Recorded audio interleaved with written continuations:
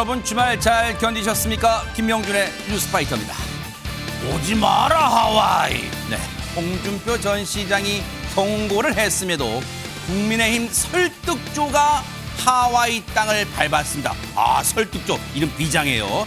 이들을 만나지 않겠다며 프로필 사진을 파란색 넥타이로 바꿨던 홍 전 시장. 결국 설득조를 만나고 나선 다시 빨간색 넥타이 사진으로 바꿨습니다. 청준표에서 다시 홍준표로. 대체 설득조는 뭐라고 설득했을까요? 5월 19일 월요일 김명준의 뉴스파이터 60초 후에 달려보겠습니다.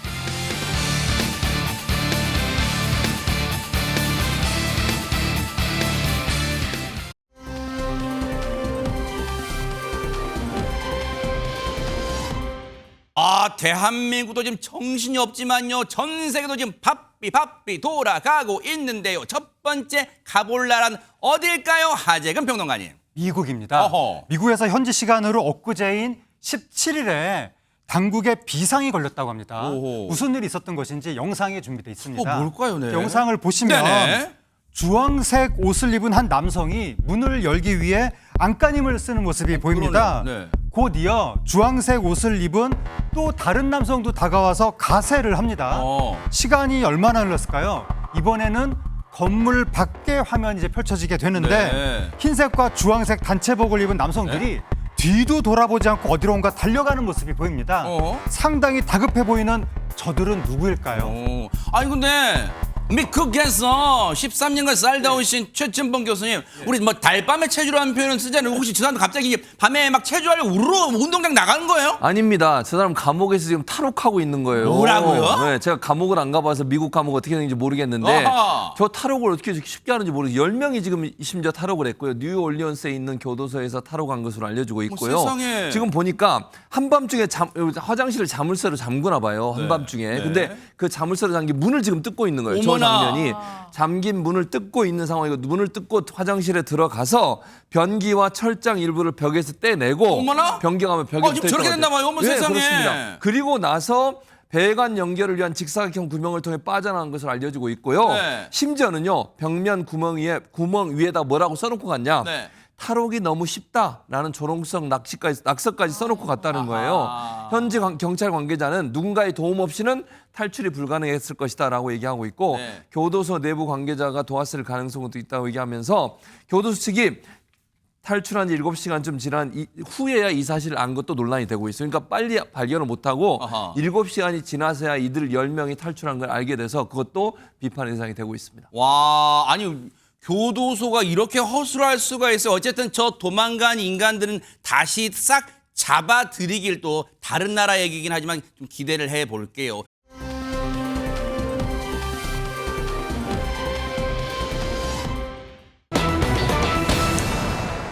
임신 사실을 폭로하겠다면서 손흥민 선수를 협박했던 그 몹쓸 사람들 기억나실 거예요. 그 사람들 결국 구속이 됐습니다. 예상됐죠? 그 모습 보시고 이어가 보도록 하겠습니다.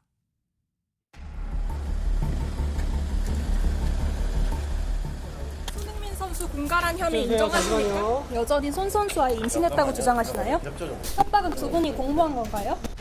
손 선수가 나한테 두둔한 거 사실이라고 주장하십니까? 그건 사실에 조작된 겁니까? 어떤 점 위주로 영장 실질 심사를 소명하셨을까요? 손흥민 선수 측에게 하실 말씀 없으십니까? 여전히 임신했다고 주장하시는 겁니까? 혹시 마지막으로 한 말씀 부탁드리겠습니다. 손흥민 선수 측에게 하실 말씀 없으실까요? 죄송합니다. 혐의 인정하십니까? 예, 죄송합니다. 죄송합니다. 7천만 원 추가로 요구하신 거 맞을까요? 이유 죄송합니다. 낙태 금요도 사실이라고 생각하시나요? 죄송합니다. 두 사람이 일단은 아마 이건 누구나 예상할 수 있었을 거예요. 하재근 평론, 이런 몹쓸 짓을 하고도 구속을 면하기는 어려웠을 것 같아요. 일단 물론 이제 아직 혐의가 다 확인된 건 아니지만 네. 일단 지금 나오는 이야기는 손흥민 선수의 전 여자친구였다는 양모 씨가 20대 여성인데 네. 작년 6월 달에 손흥민 선수한테 임신했다고 이제 폭로할 것이다라고 하면서 3억 원을 갈취했다는 혐의를 받고 있고 아. 그다음에 40대 남성 용모 씨가 네. 올해 3월 달에 또 손흥민 선수를 협박하려고 했다가 뭐 7천만 원을 요구했는데 미수에 그쳤다라는 혐의를 지금 받고 있습니다. 네. 이 사건이 손흥민 선수가 지난 7일에 고소하면서 알려진 사건인데 네. 어제 구속이 됐거든요. 네. 10일 만에 구속이 된 거예요. 아. 상당히 빠른 속도인데 네. 이것은 처음부터 대상자가 특정이 됐기 때문에 수사 속도가 빨랐다라고 경찰은 얘기하고 있고 아. 경찰이 봤을 때 공갈 협박 혐의가 구성이 된다라고 판단이 돼서 영장을 신청했거든요. 네. 근데 법원이 영장을 발부해서 아. 결국 구속이 됐습니다. 자, 손흥민 선수를 협박하거나 또 공갈 미수에 그친, 그러니까 몹쓸 짓을, 손흥민 선수를 상대로 몹쓸 짓을 한 두 사람이에요. 두 인간들인데, 자, 그 사진 그래픽으로 좀 보여주세요. 두 사람인데 양 씨와 용 씨가 있어요. 양 씨가 여성이에요. 왼쪽, 사진 왼쪽, 화면 왼쪽 보면 양 씨가 있습니다. 바로 양 씨가 여성이에요. 그리고 용 씨라는 사람 남성의 모자 쓴 인간인데 남성이에요. 양 씨, 용 씨예요. 근데 보세요.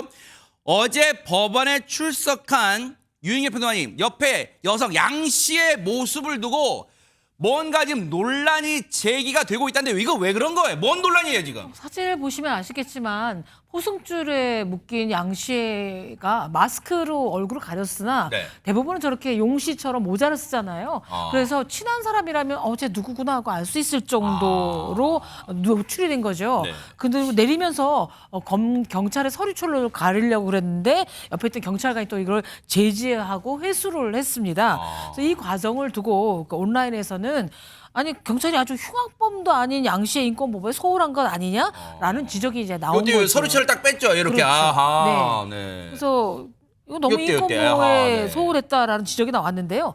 같은 날 마스크와 모자를 얼굴과 용 씨랑 비교를 해보면 네. 문제가 더욱더 극명하게 부각이 됐다고 돼 있습니다. 그러네요. 그 사진 다시 보여주세요.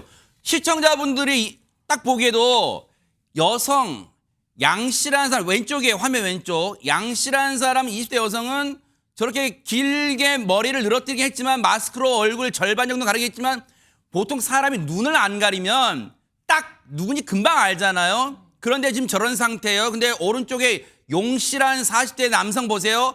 고개 푹 숙인 것도 있지만 마스크 모자로 눈까지 가려가지고 사실 저 상황에 보면 왜냐면 저 누구지? 할 거란 말이에요. 근데 보세요. 박성배 변호사님. 양 씨라는 여성에 대해서 아까 호송차에서 내렸을 때 서류처럼 자기는 뭔가 가려보려고 했는데 그걸 경찰이 딱 뺏었단 말이에요. 혹시 저 전반의 상황이 어쨌든 죄질은 나쁘지만 인권 침해 상황 그런 거에 어떤 겁니까 이게 지금? 통상 경찰은 피의자가 취재진 앞에 설 수 있는 상황이 도래할 때에는 쓸 수 있는 모자를 준비해 둡니다. 이 사건에서도 경찰 설명에 따르면 상표를 가린 모자를 2개 준비했는데 용 씨만 요청해서 실제로 모자를 썼고 양 씨는 모자를 요청하지 않아 결국 모자를 쓰지 않았다고 설명했습니다. 네. 또 호송사에서 내린 양 씨가 서류철로 얼굴을 가리자 경찰이 회수한 사실과 관련해서는 구속 심사 자료가 담긴 서류철을 양 씨가 말없이 가져가려고 해서 제지한 것이라고 설명했습니다. 사실 경찰 수사 공보 규칙에 따르면 수사기관은 피의자의 얼굴이 공개되지 않도록 유의하여야 하고 불가피하게 촬영이 진행될 경우에도 노출되지 않도록 대비하여야 합니다. 이와 같은 경찰 수사 공보 규칙이 마련되어 있습니다만 실무상 어떻게 운영할지는 경찰의 탄력적인 재량에 맡겨져 있습니다. 이 사건에서는 특이하게도 피의자의 얼굴이 노출될까 봐 국민들이 오히려 걱정하는 모습인데 특히 이와 같은 사정들 취재진 앞에 설 수 있고 자신의 모습이 예기치 않게 노출될 수 있다는 사정을 미리 더 구체적으로 설명하는 절차는 한 번 더 마련되어야 할 것 같습니다. 네. 예를 들어서 양 씨의 경우에 자신은 모자를 요청해서 쓰지 않았습니다만 호송차에서 내리는 순간 취재진의 모습을 보고 당황해서 서류철로 자신의 얼굴을 가리는 모습을 보이는 것 같은데 이와 같은 사정을 충분히 사전에 인지했다면 모자를 요청하거나 다른 방식으로 얼굴을 가리는 방식을 채택했을 가능성이 상당히 높습니다. 이와 같은 논란이 인 만큼 현행 법령 위반은 아닙니다만 네. 피의자 인권 보호를 위해서 여타 절차를 한 번 더 정비할 필요는 있어 보입니다. 네.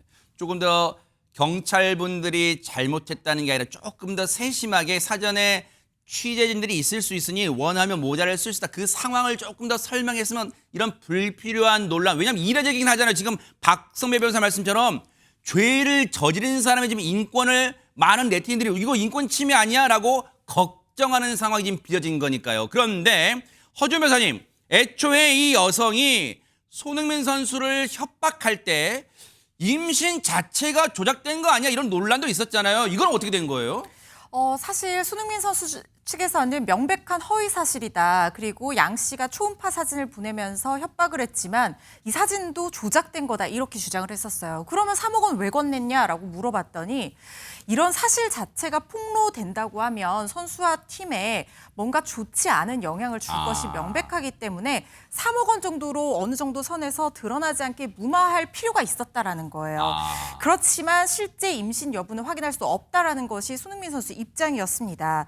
그런데 경찰도 그때 당시에 처음에는 이 초음파 사진이 조작됐을 가능성이 높다라고 봤었거든요. 근데 지금 실제로 수사를 해봤더니 이 여성이 실제로 임신한 기록은 확인이 됐다고 합니다. 그래요? 네, 양 씨가 지난해 6월에 손 선수 측에 태아 초음파 사진을 보낼 당시에 임신 5, 6주 정도 됐다 이렇게 얘기를 했다는 거예요. 그래서 그 시점에 이 양 씨가 실제로 병원에 갔던 그 진료 기록을 찾아서 확인을 해봤더니 실제로 임신한 사실도 맞고 임신 중절 수술을 했던 기록까지도 확인을 했다고 합니다. 그렇지만 지금 이 아이는 세상에 없잖아요. 그렇기 네. 때문에 이게 손흥민 선수의 아이인지는 확인이 되지 않는 상황이고 앞으로도 확인하기가 쉽지 않아 보이는데 그렇다고 하더라도 공갈죄의 성립 여부랑은 큰 상관은 없을 것 같고요. 다만 양형에는 영향을 미칠 수 있는 요소라는 생각이 듭니다.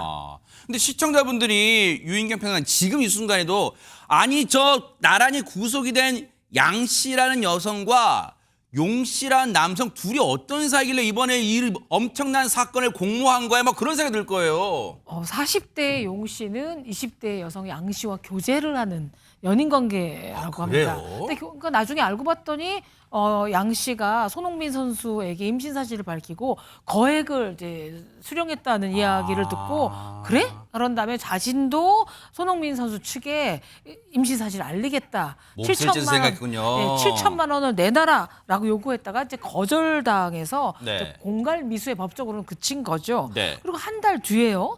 복수의 언론사에 이 내용을 제보하고 이메일을 널리 알려고 또 사례금을 또 요구한 것으로 몹쓸 알려졌어요. 사람이 있나. 이 사례금이란 건 언론사에 제보한 대가로 돈을 달라 뭐 이런 일까지 벌였던 거죠. 네. 그래서 경찰은 이 용 씨의 휴대전화 등 압수물 분석을 통해서 두 사람의 사전 공모 여부를 지금 수사 중에 있습니다. 네. 어쨌든 이 몹쓸 인간들의 죄는요 반드시 법의 심판 받아야 돼요. 앞으로 재판 과정도 뉴스파이터가 따라붙어 보도록 하겠습니다.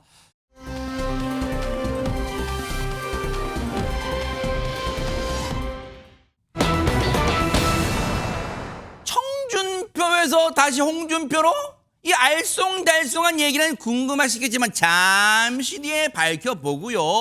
허준 변호사님 이제 대선이 보름 앞으로 다가왔어요. 지금 이 순간에 가장 궁금한 건 막 지지율 이런 거 아닐까 싶어요. 그렇습니다. 그래서 제가 여론조사 결과를 말씀드릴 텐데요. 에너지경제신문 의뢰로 리얼미터가 14일부터 16일까지 실시한 조사 결과입니다. 네. 이재명 후보 전주 대비 1.9%포인트 하락한 50.2% 지지율을 기록했고요. 이어서 김문수 후보입니다. 4.5%포인트 상승한 35.6% 지지율을 보였고요. 어허. 이준석 후보 역시 2.4%포인트 전주 대비 올랐습니다. 네. 8.7% 지지율을 보였습니다. 요렇게 되면 이제 보통 우리가 박성배 변호사님 여론조사는 이게 각종 언론사가 또 여론조사 기관에 의뢰를 많이 하잖아요. 이게 여론조사를 실시하는 기관이 많잖아요. 그런데 보통 이제 비교를 해보려면 같은 여론조사 기관이 발표한 수치를 비교해보면 조금 더 참작이 되잖아요. 근데 지금 리얼미터가 월요일마다 이제 발표를 해서 그 전주, 지난주 거랑 오늘 거랑 발표를 이제 비교를 한번 해본 거예요. 근데 지금 앞서 그 그래픽 좀 새 후보의 지지율 그래픽 좀 보여주세요. 혹시 박성배 변호사님, 지금 이재명 후보는 소폭 하락했지만 김문수 후보랑 이준석 후보는 또 소폭 내지 또 후보별로 체감으로는 많이 올랐다고 생각할 수도 있겠지만 어쨌든 올랐단 말이에요. 그러면 국민의 입장에서는 진짜 이거 보수 단일화하면 이거 해볼만 할 수 있겠는데 혹시 이런 생각할 수 있을까요? 어떻습니까? 여론조사는 수치 그 자체보다 흐름을 봐야 한다고 하는데 현재 보수 후보 지지율이 전반적인 상승세에 있는 것은 분명하고 그 자체가 의미는 있습니다. 그렇지만 두 후보가 단일화한다고 해도 두 후보의 지지율이 단순 합산된 그 결과가 지지율로 그대로 돌아오는 것은 아닙니다. 단일화한다고 하더라도 두 후보의 합산 지지율보다는 낮은 지지율을 기록하는 경우가 대부분인데 무엇보다도 1등 후보가 고정돼 있는 상황에서는 대선 때까지 지지율의 여러모로 변화 양태가 드러나기 마련입니다. 아직까지는 그 희망을 잃지는 못하겠습니다만 전체적인 흐름상 보수 후보자들의 지지율이 상승 기조에 있는 만큼 어느 정도는 희망을 가질 수 있을 것으로 보입니다. 그렇지만 1등 후보, 즉 이재명 후보를 따라잡기 위해서는 한 번 더 큰 바람이 일어야 할 것 같습니다.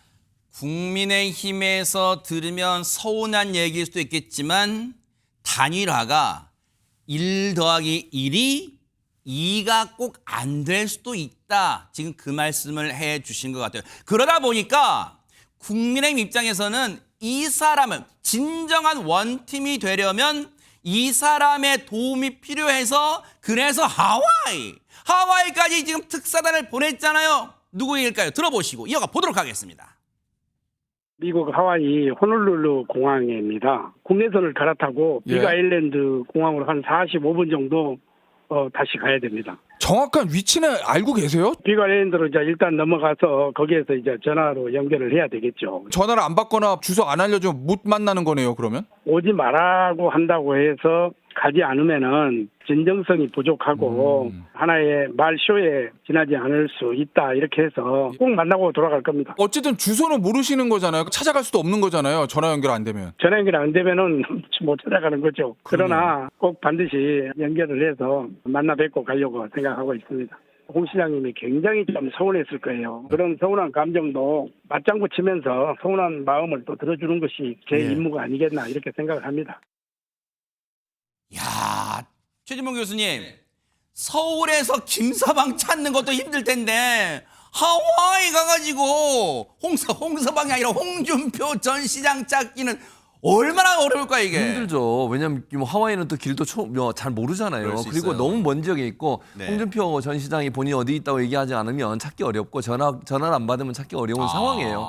그럼에도 불구하고 절박감을 가지고 아마 김문수 후보 선대위 소속의 유상범 의원은 단일화 추진본부장이에요. 유상범 의원하고 그리고 또 한 사람 김대식 대외협력본부장. 이분은 홍준표 전 후보의 비서실장 출신입니다. 그래서 친분이 있으니까 이 두 사람이 함께 하와이를 방문한 거고요.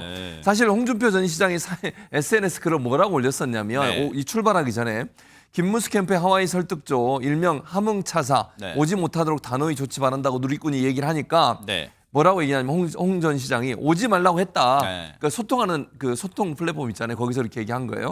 그러면서 문수영은 안타깝지만 그 당은 이미 탈당했다라고 얘기를 했었고 그리고 여기에 대해서 김대식 본부장 아까 뭐 인터뷰 잠깐 했습니다만 본인은 극구 완곡하게 오지 말라고 이렇게 표현을 했다. 하지만 또 얼굴을 보면 서로 다르지 않겠는가. 저하고의 이런 관계는 한 해 두 해 관계가 아니다라고 얘기하면서 희망을 표현하기도 했습니다. 저희가 이 사안을 다루려고 아침에 뉴스파이터 제작진이 회의를 할 때 야 우리 하와이랑 우리 몇 시간 차이가 나 막 이거까지 알아봤단 말이야. 근데 지금 거기가 한 밤 11시쯤 된 걸 알고 있어요. 혹시 최진봉 교수님 지금도 못 만났어요 그러면? 사실 언론의 보도에 따르면 만났다고 합니다. 만났어요? 예, 만났어요. 그래서 아마 전화를 받은 건지 뭐 그건 잘 모르겠어요. 왜냐하면 연락이 안 되면 만나기 좀 어려운데 아마 연락을 해서 만났을 가능성이 저는 있다고 보고요. 그래서 만났는데 언론 보도에 따르면 물론 이제 김대식 의원이 지금 귀국 중에 있거든요. 귀국해서 또 자세히 알려주겠지만 이런 얘기를 했다고 합니다. 보수 대통합이 필요하다는 말을 했다라고 현지에서 전화로 인터뷰한 내용이 보도가 됐습니다. 만났다는 거예요 지금 보세요. 근데 지금 이 정치권 대선 얘기는 우리 송국권 정치평론가님도 합류하셔서 일단 먼저 인사하시고 시청자분께 인사하시고 같이 얘기를 나눠볼게요. 어서 오십시오. 네. 지금 많이 기다리셨어요. 일단 이 말씀을 제가 질문 드리기 전에 요 얘기 먼저 해볼게요. 일단 하재근 평론가님 오늘 설득조 지금 만났다는 거예요. 지금 그러면 김문수 후보 입장에서 한심 놓은 거예요. 가서 못 만나면 어떡하지 그랬단 말이에요. 근데 지금 설득조하고 홍준표 전 시장이 만나기 전에 무슨 넥타이 논란 그런 말이 있던데 이게 무슨 말이에요? 넥타이 논란은? 홍 전 시장의 넥타이 색깔에 홍병동 사태가 인터넷에서 화제가 됐습니다. 그건 또 뭐예요? 이게 뭐냐면 처음에 빨간색 계열의 넥타이 색깔이 그 홍준표 전 시장 SNS 프로필 사진에 있는 색깔이었거든요. 네. 그런데 정말 공교롭게 하와이의 이른바 그 설득조 특사단이 갔는데 네. 그 특사단이 하와이에 도착했을 그 시간에 네. 오늘 낮 12시 8분께 홍준표 전 시장이 SNS 프로필 사진을 바꾼 거예요. 바꿨는데 거기 넥타이 사진이 파란색, 넥타이 색깔이 파란색으로 나온 겁니다. 아, 왼쪽 왼쪽에 사진요. 빨간색입니다. 오. 상당히 공교롭잖아요. 사람들이 깜짝 놀랐거든요. 어머나? 그래서 지지자들이 막 엇갈린 반응을 보였는데 네. 빨간 넥타이에서 파란 넥타이로 변경한 건 민주당 지지 선언인가? 민주당에서 통합정부 국민통합에 방점을 찍은 거 아니야? 특보단을 아예 만나지를 말아라 그러면 홍 대표 어서 국민의힘이 선거에서 지니까 돌아와 달라 여러 네. 가지 얘기가 나왔습니다. 근데 이러한 논란을 의식했는지 진짜 누가 봐도 파란색 넥타이를 진짜네. 홍 전 시장이 얼마지 않아 사진을 SNS 사진을 다시 바꿨는데 몇 시간 만에? 이번에 바뀐 사진에서는 네. 넥타이 색깔이 다시 빨간색으로 돌아왔습니다. 야. 그래서 홍으로 이제 변동이 됐던 것인데 네. 이에 대해서 하와이 설득조는 그거는 단순한 해프닝이었다라고 사태를 정리했습니다. 야, 근데 송국근 평론가님, 정치는 이미지고 정치는 뭔가 메시지를 뭐 전달하는 그런 다반사잖아요. 근데 저게 해프닝 단순 실수였을까? 혹시 이걸로 뭘 파란색 넥타이를 바꿨을 때 이른바 간판 사진을 대문 사진을 그때 뭘 뭔가 암시했을까요? 저도 깜짝 놀랐어요. 왜 놀라냐면은 네. 홍준표 전 시장은 국민의힘 소속이어서 빨간색도 하지만 본인의 성이 홍 씨잖아요. 아하. 그래서 홍색해서 그전에 국민의힘 색깔이 빨간색이 아닐 때도 빨간색 넥타이를 메고 다녔습니다. 그런데 프로필 사진이 저렇게 이제 바꾼 것이 본인의 SNS 활동을 잠정 중단한다고 이야기를 했어요. 아하. 중단한다고 갖고 특사단이 온다고 하니까 오지 마라 하고 중단한다고 했는데 아하. 갑자기 저게 파란색으로 바뀌니까 제가 그동안 여러 언론에서도 지적을 했죠. 뭐 이재명 후보가 총리직을 제안을 했다. 이런 이야기를 그렇죠, 했었고 그렇죠. 또 그 홍준표 후보 지지자들이 전 후보 지지자들이 이재명 후보 지지를 선언을 하기 그렇죠. 시작했어요. 그렇기 때문에 정말 그러면은 이재명 후보와 뭔가 이야기가 있어서 그러면은 그 나중에 선거가 끝나서 이재명 정부가 들어서면은 만약에 정부가 들어서면은 총리직을 맡기로 확정을 한 것 아닌가. 아하. 그래서 지금 하와이로 특사단이 오니까 와도 소용없다. 그렇죠. 이 메시지가 아닌가 싶었거든요. 네. 그런데 그 다시 이제 빨간색으로 바뀌었어요. 네. 그런데 그건 이제 설득을 해서 바뀌었다기보다는 네. 아마 본인의 SNS는 중단을 했지만은 국내 여론을 언론을 깊게 보고 있는 것 같아요. 그러니까 그 이야기가 기사가 바로 뜨니까 아하. 바로 이제 바꿔버리는. 아하. 그러니까 내 의도는 그것이 아니다 했는데 어쨌든 어떤 이야기를 나눴을지는 내일 그 특사단이 귀국해 봐야 알지만은 홍준표 전 시장으로서는 지금 만약에 그 선거 결과가 국민의힘에 좋지 않게 작용을 하면은 홍준표 전 시장이 떠안을 부담이 엄청나게 큽니다. 엄청나게 커요. 좀 도와주지 않았어 이런 결과가 났다 이런 말도 나올 수가 있어요. 그렇기 때문에 홍준표 전 시장은 저는 막판에는 또 와서 좀 그 지원을 할 가능성이 높다고 봅니다. 근데요, 저 사진을 보니까 거의 자세도 똑같고요.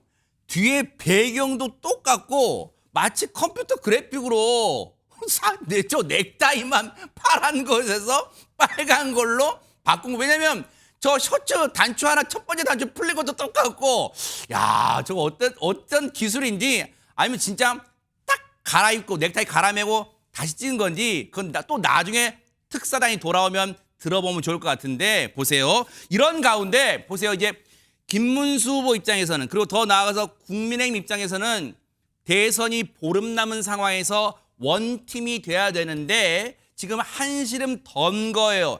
홍준표 전 시장을 특사는 일단 만났잖아요. 이제 그 보따리가 뭔지 귀국길에 이제 뭘 갖고 오는지 궁금한데 이런 가운데 나도 힘을 보태겠소 하고 나선 사람이 있습니다. 누굴까요? 얘기 들어보시고 이어가 보도록 하겠습니다.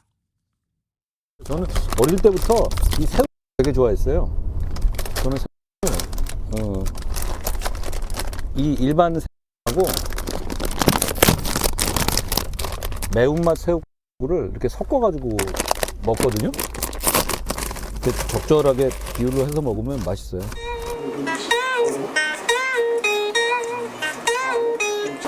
이게 제가 말한 비싼 기타예요. 이게 63년 팬더 재즈 마스터라는 기타거든요. 지금 이 라방도 결국 여러분께 그 이재명과 왜 싸우고 어떻게 싸워야 하는지를 가장 친근하고 설득력 있게 소통드리는 방식 아닙니까? 우리 국민의힘의 승리를 위해서 선거운동을 하고 있습니다. 지금이 한가하게 과자 먹방, 기타방 할 때냐라는 비판과 비아냥을 들었던 한동훈 전 대표인데 뭔가 지금 기류 변화가 있는 거예요, 허준 변호사님? 그렇습니다. 사실 한동훈 전 대표 정치 행보를 앞으로를 생각해서라도 이번 대선 기간 내내 저렇게 과자 먹고 기타 치면서 시간을 보낼 수는 없었을 거예요. 이제는 현장에서 유권자들을 만나겠다, 국민들과 소통하겠다 이런 목소리를 SNS를 통해서 낸 겁니다. 그런데 사실 한동훈 전 대표가 선결 과제로 내세웠던 게 세 가지가 있습니다. 뭔데요? 일단 탄핵에 대해서 사과를 하고 윤석열 대통령 전 대통령 부부와 당이 절교해라, 절연해라. 그리고 마지막으로는 아스팔트 우파라고 불렸던 강성 우파와는 선긋기를 해야 된다. 당이 이렇게 혁신하는 모습을 보여주지 않으면 나는 합류할 수 없다라는 과제를 전광모사 등등등을 언급한가 봐요. 네. 그렇습니다. 네. 그런 과제를 선결 조건으로 내걸었는데 사실 이게 이행이 되지는 않았었거든요. 본격적으로 그런 모습은 보이지 않았었는데 지난 17일 토요일에 전격적으로 윤석열 전 대통령이 탈당하겠다라고 선언을 하는 뉴스가 보도가 그랬죠. 됐잖아요. 아마 이게 굉장히 큰 도화선이 됐던 걸로 보여요. 그 직후에 SNS에 글을 올려서 자기가 제시한 세 가지 과제가 수용되는지 여부와 상관없이 예전부터 생각했다. 우리 당을 위해서 적극적으로 나는 할 일을 하고 있고 앞으로도 그럴 것이다. 다음 주에 국민들을 만나겠다라고 선언을 한 겁니다. 그래서 내일부터는 본격적으로 밖에서 국민들 직접 만나서 유세를 할 것으로 보이는데요. 네. 그런데 지원 사격 형태가 될 걸로 보입니다. 그러니까 공동 선대위원장직을 수락하고 직을 맡고 김문수 후보랑 같이 유세차 타고 같이 동선 겹쳐서 이렇게 유세를 하는 게 아니고요. 별도로 자기만의 길을 가는 유세 방식을 선택하겠다라는 거예요. 그래서 한동훈계 의원들과 영남에서부터 훑어 올라가는 유세 일정을 짜고 있는 걸로 보입니다. 네. 20일에는요. 부산 수영구 광안리에서 유세를 한다고 하고요. 21일에는 대구 서문시장을 방문할 계획이라고 하고 21일 오전과 오후에는 각각 충북, 청주 육거리 시장 그리고 강원, 원주 중앙시장을 방문해서 국민들과 소통할 거라고 합니다. 야, 시청자분들 중엔 그러실 수 있어요. 아니, 지원 유세를 하려면 한 주의 시작 오늘 월요일부터 해야지 뭐 또 내일부터 화요일이야. 그러실 수도 있지만 어쨌든 내일부터 유세를 한다는 거예요. 그런데 보세요. 어떤 식으로 할지, 왜 어떤 식으로 또 무슨 생각을 갖고 있는지 그 얘기 좀 들어보시고 이어가 보도록 하겠습니다.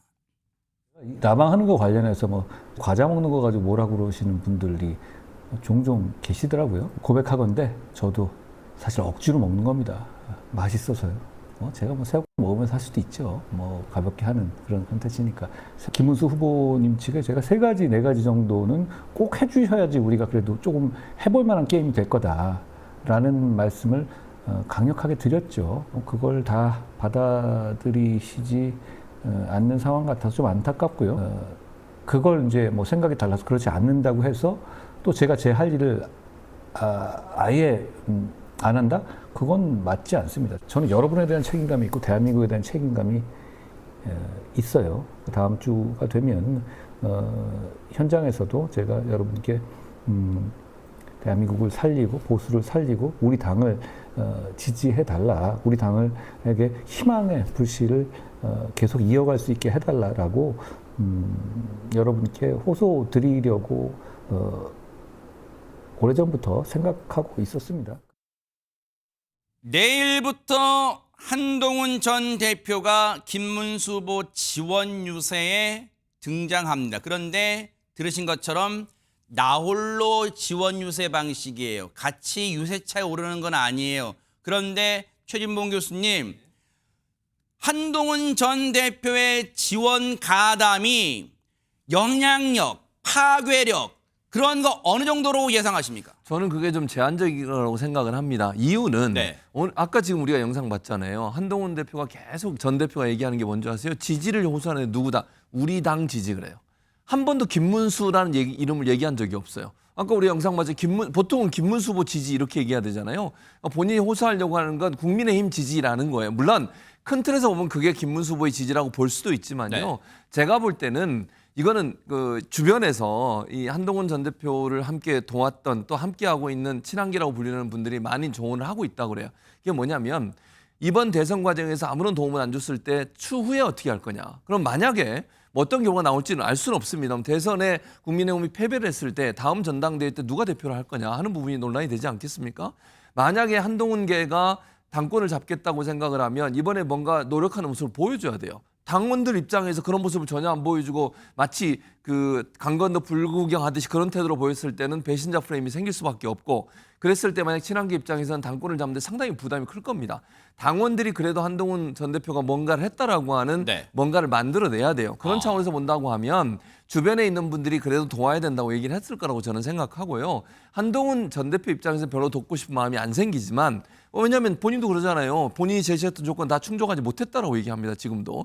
그런 얘기를 하고 있다고 하면 진심에서 우러난 게 아니라 추후 본인이 대선 이후의 정치적 행보를 염두에 두고서 본인의 이익과 관계된 행동을 하고 있다고 저는 생각해요. 그래서 이게 진심이라기보다는 본인이 정치적으로 국민의힘의 당권을 잡기 위해서 해야 될 일들이라고 생각해서 하는 것이기 때문에 진정성 이런 부분이 좀 결여될 거라고 보고, 김문수 후보에 대한 얘기를 안 할 수도 있다고 저는 생각합니다. 당을 국민의힘의 승리를 위해서 싸워주세요 이렇게 얘기할 수 있지만 이랬을 경우에는 좀 확장성이 제한되는 그런 결과가 오지 않을까 이렇게 우려가 되는 상황입니다. 혹시 송국건 평론가님 이런 생각은 어때요? 자, 예를 들어볼게요. 선생님이 그래요. 자, 15분 동안 솔방울 누가 많이 주오는가 보자. 너희 팀도 주워 그랬어. 근데 자, 이 팀이 한 길로 가는 게 아니라 너는 이쪽 가, 나 이쪽 가서 솔방울 주워오자.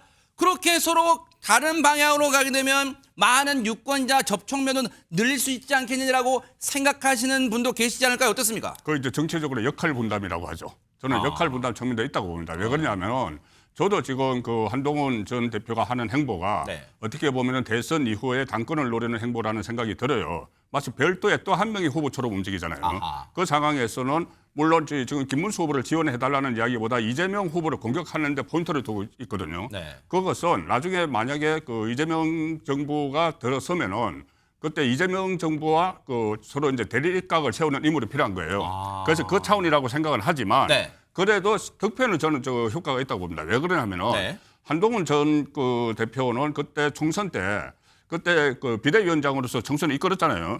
그때 내걸었던 그 캐치프레이즈가 이조 심판론이었어요. 이재명 조국 심판론이었죠. 그리고 지금 이제 조국 전 대표는 없지만은 이재명 후보가 계속 앞서 나가는데, 그런데 가장 큰 리스크가 바로 사법 리스크거든요. 여전히 사법 리스크고, 그 전에 한동훈 그 전 대표는 이재명 구속 이유를 국회에서 2번이나 설명을 했던 사람이에요.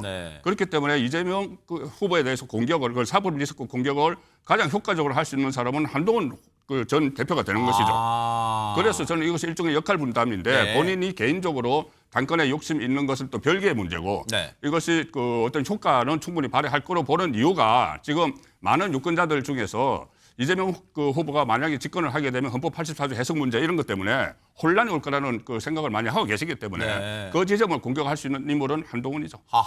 당장 내일부터 이제 부산부터 훑고 오는 지원 유세 길을 선택한 거예요. 그렇게 되면 과연 여론 또 언론 보도의 어떤 분위기, 그리고 이번 주 금요일 날은 뭐가 있어요? 이 갤럽 조사가 발표가 돼요. 여론조사. 혹시 그 여론조사에도 뭔가 꿈틀꿈틀 변화가 생길지는 차분하게 따라 붙어보고 이재명 후보 얘기도 해볼게요. 이재명 후보가 오늘 유세 현장에 등단했는데 지금까지도 보지 못했던 이례적인 장면이 연출됐다는데 뭘까요? 영상 만나보시고 이어가 보도록 하겠습니다.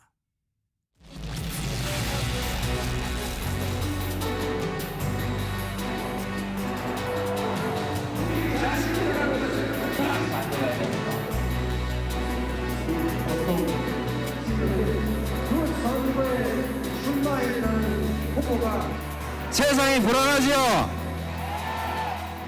이런 세상을 이제 6월 3일에는 확실하게 끝장을 내고 평화와 안전이 넘치는 행복한 나라 함께 만들어 봅시다, 여러분. 그동안 무거운 방탄복을 입었던 이재명 후보는 많이 봐왔는데, 하재근 평론가님, 앞서 연단에 설 때는 뭐 이렇게 유리 같기도 하고 저거 뭐예요? 뭘 세우는 거예요? 방탄 유리막입니다. 어머나. 저게 이제 미국에서는 우리가 뉴스를 통해서 봐왔던 건데 어허. 우리나라에서는 최근에 보기가 어려웠던 거라서 이제 화제가 되는 거예요. 오늘 서울 용산역 앞에 광장의 유세장에서 저 방탄 유리막이 등장했는데 네. 이동식으로 제작해서 앞으로 다른 유세 현장에서도 저걸 계속해서 이동해서 설치해서 쓴다고 합니다. 그러니까 원래 이재명 후보는 직접 유권자들하고 만나서 악수도 하고 그러고 싶어 하고 있는데 네. 워낙에 지금 여러 가지 위협들이 많고 제보도 네. 많아서 그렇게 지지를 직접 만나지 못하고 방탄 유리막을 제작하게 됐다는 거예요. 네. 근데 일부 매체에서 저 방탄 유리막이 한국 대성 사상 최초다라고 보도를 했는데 네. 최초는 아니고 아하. 87년에 당시에 노태우 후보가 87년 대선 때 아하. 방탄 유리막을 썼던 적이 있긴 합니다. 네. 근데 또 일부 매체에서는 3면 방탄 유리막을 최초다라고 또 보도를 하고 있는데 네. 3면이 또 면수에 의해서 최초가 있는지는 나중에 이제 확인을 해봐야 될 것 같고. 지금 이건 몇 면이에요? 이건 3면입니다. 3면이에요? 3면인데 원래 민주당이 생각했던 건 4면이었거든요. 네. 그러니까 트럼프 대통령의 방탄 유리막을 참고를 했던 거예요. 네. 트럼프 대통령이 그 피격 사건 당한 다음에 유세하면서 4면 유리막을 썼었거든요. 네. 그런데 이번에 민주당에서는 그 물리적인 시간이 너무 촉박해서 아하. 4면으로 제작을 하지 못하고 네. 3면으로 제작했다고 합니다. 혹시요 최진봉 교수님께 먼저 질문 드려볼게요.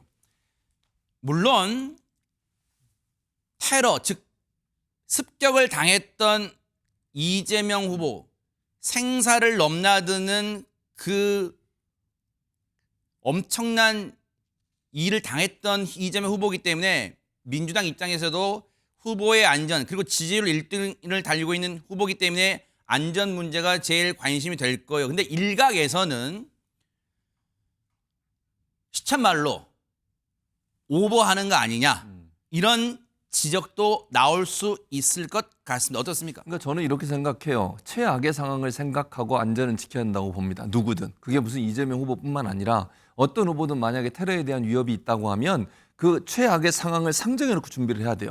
정말 허술하게 했다가 만약에 무슨 불상사가 생기면 그 책임을 어떻게 알겠습니까? 그리고 대통령 후보라고 하면 누가 대통령이 될지는 모르겠지만 중요한 인물이잖아요. 그런데 그 사람이 만약에 테러를 당하거나 지난번에 이재명 후보 같은 직접적으로 테러를 당한 적도 있잖아요. 부산에서. 이러다 보니까 민주당 입장에서 신경이 곤두설 수밖에 없어요. 특히 이제 제보가 의원들을 통해서 들어오는데 그중에 하나가 2km 사거리를 갖고 있는 러시아제 총기, 저격용 총기가 밀수돼서 지금 이재명 후보를 노리고 있다는 그런 제보가 들어왔어요. 물론 사실인지 아닌지 모르겠습니다. 그러나 그런 제보가 들어왔다면 그 상황까지도 가정하고서 안전을 저는 지켜야 된다고 생각해요. 그런 점에서 본다고 하면 이게 무슨 뭐 너무 오버하는 거 아니냐 이런 얘기를 하는데 오버해야 된다고 저는 봅니다. 안전 문제에 있어서는요 절대로 그냥 지나가면 안 돼요. 예전에 박근혜 전 대통령도 테러를 당한 적이 있었잖아요. 그런 여러 가지 상황들을 고려한다고 하면 모든 후보에 대해서 가장 최악의 상황을 상정해놓고 그에 대응하는 안전대책을 수립하는 것은 우리 모두가 반겨야 되는 일이다 그렇게 생각하기 때문에 이건 뭐 오버다 이렇게 생각하는 것은 그렇게 하다가 만약에 무슨 일이 벌어지면 어떻게 할 겁니까? 그거는 그렇게 생각하는 것 자체가 너무 나이브한 생각이 아닌가 저는 그렇게 생각합니다. 네, 순진한 생각이다. 네, 그렇게 우리말로 또 표현을 하겠습니다. 송국건 평론가님, 그러면 보세요. 국민의힘 입장에서는 사실 이 이재명 후보, 즉 더 나아가서 민주당 측에서 자꾸 테러 제보 그리고 방탄 유리 거기에 더 나가서 지금 경호원들이 망원경, 쌍안경 그리고 지지자들의 손거울 뭐 방탄을 목적으로 한 풍선 등등등이 계속 남은 15일 동안 노출되면 국민의힘 입장에서는 유리할 게 하나도 없잖아요. 자꾸 그 계엄 사태가 떠오르고 막 그럴 거 아니에요, 지금. 바로 그거죠. 저는 안전 문제라면은 아무리 오버해도 괜찮아요. 아무리 한번 또 피서업을 당한 적도 있기 때문에 오버해도 괜찮은데 최근에 그 민주당이 이것과 그 관련해서 7건의 수사를 받고 있다고 했는데 경찰청에 자료를 국민의힘에서 요청하니까 수사받는 게 하나도 없어요. 거기에 드러났거든요. 그러면 왜 이렇게 오버를 하느냐. 뭐 안전 문제도 물론 있겠지만 저는 정치적인 또 저기 대선 국민이잖아요. 대선과 관련이 있다고 봅니다. 왜냐하면은 지금 우리나라에서 무슨 뭐 조준 경이 달린 뭐 저격용 소총이 들어오고 러시아제 권총이 들어오고 이건 우리 영화에서나 보는 거죠. 현실에서 굉장히 어려운 이야기예요. 총기 규제가 이렇게 엄격한 나라에서. 그런데 지금 계속 총기 이야기를 하잖아요. 네. 총기 이야기를 하고 또 하나 더 하는 게 있습니다. HID 북파공작원 출신의 오비들이 이 테러를 노리고 있다. 이것도 제보 들어왔다. 이렇게 하거든요. 자, 그러면 저희들이 생각을 해보면 총기, HID, 대북 공작원 이것은 계엄 때 나왔던 이야기들이에요. 계엄 때 나와서 그 총기 이야기가 있고 뭐 실탄 이야기가 있고 그리고 또 그때 뭐 HID 그 요원들이 뭐 체포조를 구성을 했다 이런 이야기들이 있잖아요.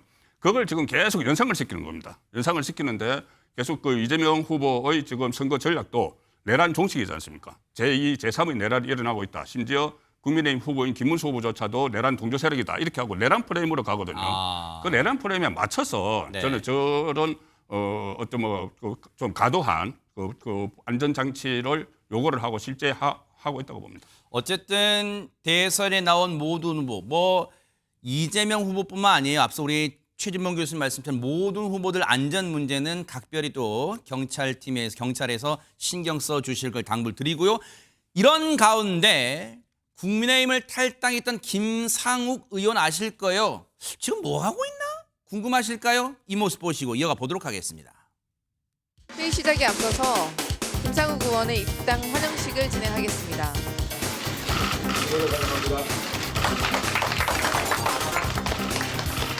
선거운동 기간 동안 열심히 뛰어달라는 의미로 선거운동복과 사무원 표차를 전달하시겠습니다. 이제부터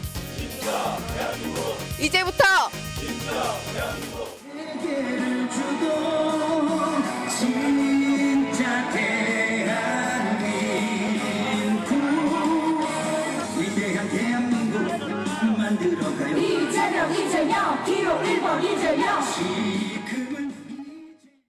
기분 좋은가 봐요. 최재문 교수님 막 신나서 춤추고 일단 저렇게 또 열심히 하네요. 네. 그러니까 김상욱 의원 입장에서는 이제 열심히 하겠죠. 왜냐하면 본인이 이제 입당을 했고 어쨌든 민주당이 입당을 했으니까 민주당 이제 당원으로서 역할을 하겠다고 보여지는 것 같고 또 어쨌든 다른 당에서 오신 분이니까 무소속으로 있다 물론 오긴 했지만 그러다 보니까 더 열심히 한다고 저는 봅니다. 오늘 뭐 그 허은하 전 의원도 이제 지지를 표명했더라고요. 이런 모습을 보면서 어쨌든 김상욱 의원 입장에서는 본인이 국민의힘에 있으면서 여러 가지 이제 어려움을 많이 겪었잖아요. 국민의힘의 당론과 다른 행동을 했다는 이유만으로 왕따도 당하고 뭐 여러 가지 비판도 많이 받고 나 당을 나가라 이런 말도 듣고 이러다 보니까 마음의 상처가 클 거예요. 그래서 이제 어쨌든 민주당이 들어와서 환영받고 이러니까 거기에 대한 어떤 마음의 편안함도 좀 있을 것 같고 또 정치적으로 본인을 반겨주는 것에 대한 어떤 그 감사의 표시도 있을 거고 이런 부분들이 아마 선거에 가서 적극적으로 이재명 후보를 또 돕는 그런 모습으로 나오는 게 아닌가 이런 생각이 듭니다. 근데 허준 변호사님 궁금한 게 가장 보수다운 후보를 이재명 후보라고 언급하면서 민주당 행을 선택했어요. 그것에 대해서 많은 분들이 무슨 말이지 갸우뚱하시는 분도 많으신 것 같아요. 일단 개혁신당에는 안 가고 민주당 행을 택했네요. 그러니까요. 사실 지금 파란 옷을 입은 김상욱 의원의 모습이 아직까지는 좀 눈에 익지는 않습니다. 왜냐하면 그도 그럴 것이 윤석열 전 대통령 탄핵소추안 포결 때 김상욱 의원이 울먹이면서 했던 얘기가 첫 마디가 저는 보수주의자입니다였어요. 그리고 사실상 울산 남구 갑에서 비례관이 지역구 의원이기 때문에 이 지역이 보수세가 비교적 강세인 지역이거든요. 그래서 좀 뭔가 탈당을 한다고 해도 180도로 입장을 선회해서 진보 진영으로 여겨지는 민주당으로 가기보다는 약간 45도 각도로 우회해서 개혁신당으로 들어가진 않을까 이런 전망들이 우세했었거든요. 그래서 이준석 후보한테 김상욱 의원이 탈당 선언을 한 직후에 물어봤습니다. 김 의원과 입당에 대해서 논의해 본 적 있느냐 이런 질문을 언론에서 했는데 그때 당시 이준석 후보가 얘기했던 게 뭐냐면 정치 편하게 하고 다선 의원 되시려면 민주당 가라. 그렇지만 보수 개혁의 뜻이 있으면 평소 형님이 말한 그게 형님의 길이라고 하면 개혁신당도 나쁘지 않다라고 얘기를 했다고 하고 오늘 한 라디오에 출연해서도 똑같이 정치 편하게 하려면 민주당 가라 이런 얘기를 했다고 여러 번 얘기했다라고 얘기를 했습니다. 그렇지만 김상욱 의원은 결국 가장 보수다운 후보가 지금은 이재명 후보라고 생각한다라는 본인의 생각을 밝히면서 민주당 행을 택한 건데요. 그러면 이준석 후보를 지지하지 않는 이유가 뭐냐 여기에 대해서 최근 심경을 밝혔는데 그 입장 내용을 보면 개인적으로 이 후보 참 좋아하고 대한민국 소중한 보물이다. 앞으로 더 큰 역할을 할 거라고 믿는다. 다만 지금 대한민국이 직면한 과제가 엄청나게 많고 큰데 이걸 해결해 나갈 충분한 경험을 쌓았다고 보지 않는다라고 하면서 이준석 후보가 아직까지는 자신이 생각하는 만큼 경험이 쌓인 후보가 아니다라는 입장을 피력을 했습니다. 뭐 그런 거 영화로 치면 그냥 이영애 씨가 했던 너나 잘하세요 뭐 그런 느낌으로 지금 이제 맞받아친 건데 근데 어쨌든 국민의힘 입장에서는 김상욱 의원의 민주당 행위 국민의힘을 탈당했을 때 순간보다 지금 결과적으로 지금 민주당에 들어가고도 회의도 선대위 회의도 참석했잖아요. 뼈 아파요. 어떤가요 지금? 그렇게 어차피 뭐 갈 사람이라는 생각이 있었어요. 제가 그 알기로는 왜 그러냐 하면은 김상욱 의원이 원래 2012년 대선 때 그때 문재인 후보 출마했잖아요. 박근혜 후보하고. 예. 그때 문재인 후보 지지선언을 했습니다. 그래요? 예, 지지선언을 했고 그때 송철호 지금 전 울산시장이 네. 로펌을 하고 있었는데 그 로펌에 같이 있었어요. 그래서 같이 지지선언을 했고. 그럼 파란 느낌이 있었군요 원래. 원래 저 파란색으로 돌아간 거죠. 그리고 그 국민 추천제에 의해서 갑자기 울산에서 공천을 받았어요. 그 공천을 신청한 것도 아니고. 네. 그때 한동훈 비대위원장이 국민 추천제라고 해서 오세안 지역의 몇 사람을 국민 추천 형식으로 했는데 그때 들어왔습니다. 들어오고 그리고 좀 있다가 이제 그 윤석열 전 대통령 이 탄핵 정국이 되니까 네. 앞장서서 거기서 이제 민주당 입장을 동조를 했죠. 네. 그리고 다들 그 본회의장에 들어가지 않는데 혼자 들어가서 민주당 의원들에게 박수와 한호를 받고 그랬어요. 그런 상황이어서 어차피 그 돌아갈 사람이 아니었느냐 네. 이렇게 생각은 되기는 되지만은 네. 이게 지금 과연 저는 돌아가는 명분에 깜짝 놀랐어요. 명분을 이제 되는 것이 이재명 후보가 참된 보수다 이렇게 이야기를 하고 본인은 민주 보수를 이룩하겠다. 민주당 가서 이게 도대체 무슨 말입니까? 민주 보수가 무슨 말이죠? 민주당 안에 있는 보수인가요? 있는 말이에요 어디 책에? 없어요. 저는 그런 걸 처음 듣습니다. 민주당 안에 있는 보수를 이야기하는 건지 그리고 이재명 후보가 참된 보수, 진짜 보수라고 하는데 이재명 후보가 말로는 계속 중도 보수 쪽으로 이야기를 하고 있죠. 우클릭을 한다고 하죠. 그런데 최근에 내놓는 정책들을 보면 전혀 다른 거거든요. 양국법이나 아니면 그 노란풍토법이나 네. 상법 개정안이나 네네. 전부 다 보수하고는 좀 거리가 있는 네. 법안들을 내놓는데 그걸 명분을 해서 참된 보수라고 해서 그 민주당으로 갔다는 게 저는 이해가 안 되지 않습니다. 이준석 후보 얘기도 해볼게요. 오늘 이준석 후보랑 김문수 후보가 서울시청에서 토론회를 가졌는데 여기서 김문수 후보가 이준석 후보한테 뭐라고 했대요. 얘기 좀 들어보시고 이어가 보도록 하겠습니다. 그렇게 보는데 이준석 후보는 우리 당의 대표를 하셨잖아요. 저하고 생각이 다른 게 없습니다. 우리는 원래가 정책이나 이념, 생각, 그린 모든 당의 여러 인맥, 제도 이런 것들에 대해서 저보다 이준석 대표가 더 잘 알죠. 그래서 저는 지금도 뭐 다른 후보라고 생각을 안 합니다. 다른 당이라고 생각 안 하고요. 같은 생각이고 같은 정책인데 지금 우리 당이 좀 잘못한 점이 있어서 헤어져 있습니다. 그래서 헤어져 있으나 하나다 이렇게 생각합니다. 지금은 잠시 당이 달라 있지만 원래 우리 한 식구여서 지금 그걸 강조하고 있잖아요. 뭔가 지금 달달한 분위기를 만들어 보려고 애쓰는 것 같은데 그럼 여기에 이준석 후보는 뭐라고 화답했을까요? 들어보시고 이어가 보도록 하겠습니다. 지난 한 3년 동안에 오히려 제가 아주 큰 성과를 내놓은 직후에는 저 인간 때문에 표 떨어진다고 하면서 내쫓더니만은 요즘 돼가지고는 다른 소리 하는 거 보니까 환절기인가 봅니다. 그렇다고 해가지고 지금 제 정치적 입장이 달라질 것은 없다. 김문수 후보님의 그런 진정성이나 아니면 나름의 보수 진영을 규합해서 선거를 치러보려는 그런 선의에 대해서는 전혀 의심하지 않습니다. 그것은 이길 수 있는 방식도 아닙니다. 단일화 논의 자체에는 전혀 관심이 없습니다. 여전히 단일화, 보수 진영의 단일화 문제에 대해서는 선을 딱 긋고 있는데 박성배 변호사님 그럼에도 지금도 시청자분들이나 보수 진영에서는 또는 또 중도적 계신 분도 진짜로 안 할까 막판까지도 막 이런 궁금증 여전히 갖고 계신 것 같아요. 정치는 늘 움직이는 생물과 같으니 이 선거 막판의 단일화 가능성을 열어둘 수 있을 것 같습니다. 그렇지만 아직까지 이준석 후보의 발언을 들어보면 네. 국민의힘의 서운함이 큰 것 같습니다. 당대표에서 부당하게 쫓겨났다는 인식의 변함이 없고 그로 인한 서운함을 토로하고 있는 것 같은데 네. 무엇보다 단일화 거부의 주된 이유라면 여기서 더 나아가서 국민의힘과의 차별화를 내세우는 가치를 허물지 않기 위해서는 단일화를 거부해야 한다는 생각이 강한 것 같습니다. 비상계엄 사태로 위기에 봉착한 국민의힘과 자신은 다르다는 캐치프레이즈를 끝까지 유지할 가능성이 높아 보이고 네. 대선 후보 완주 자체가 큰 의미가 있다는 판단도 하고 있는 것 같습니다. 물론 이기기 위해서 대선 후보로 뛰고 있습니다만 이기지 못한다고 하더라도 대선 후보로서 완주해야 보수의 대표주자로 자리매김할 수 있다. 세대 교체는 물론 보수 주류 교체를 이끌어낼 적임자로서 자리매김할 의도를 가지고 있는 것 같습니다. 말씀 도중에 지금 영상 잠깐 보신 분도 계시겠고 또 어제 후보들의 첫 TV 토론회도 보신 분 계실 거예요. 그때 뭐 여러 가지 국지가 얘기도 많이 나왔어요. 뭐 개헌 문제 등등 나왔는데 그 중에서 관심 시선을 끌었던 게 지금 이준석 후보 얘기하고 있잖아요. 이준석 후보 얼굴이 왜 이렇게 붉어 빨개? 그러신 분 많으실 거예요. 오늘 거기에 직접 얘기를 했다는데 해명했다는데 얘기 들어보시고 이어가 보도록 하겠습니다.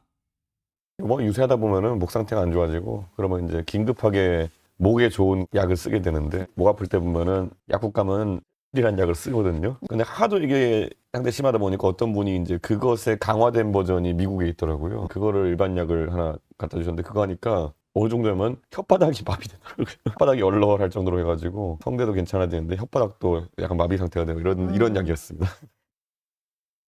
지금 관심이 크다 보니까 전 국민적 관심이잖아요. 첫 TV 토론회였으니까 대권 주자들의 그러다 보니까 지금 왜 얼굴이 빨갛지 많은 또 뭉개구름 막 이런저런 생각들이 또 나는 그런 또 영상이었어요. 그런데 어제 이준석 후보의 이 붉어진 얼굴과 더불어 토론회 후에 같이 있었던 토론회 나왔던 권영국 후보의 태도도 도마 위에 올랐는데 왜 그런지 영상 만나보시고 이어가 보도록 하겠습니다.